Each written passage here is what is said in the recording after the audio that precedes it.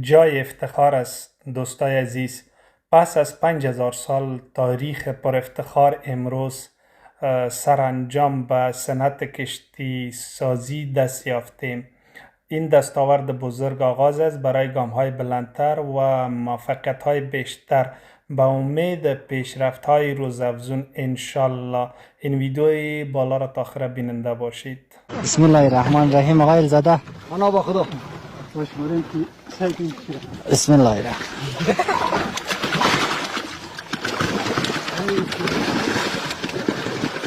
آقای الزاده کاچیش هم سیل کو این دفعه. کاچی میگیره نمیگیره.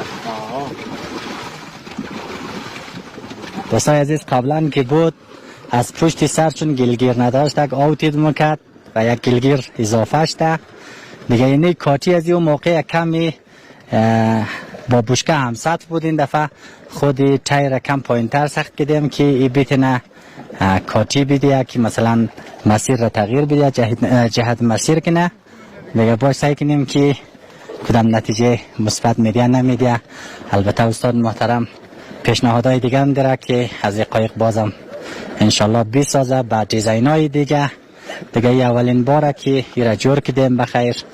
به بند همبستگی سنگجوی لومانی را تست منیم که چه رقم است دیگه.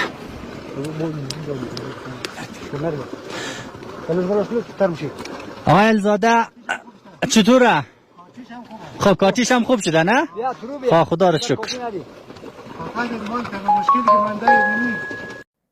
تیک تاک ما را همراهتان فالو کنید.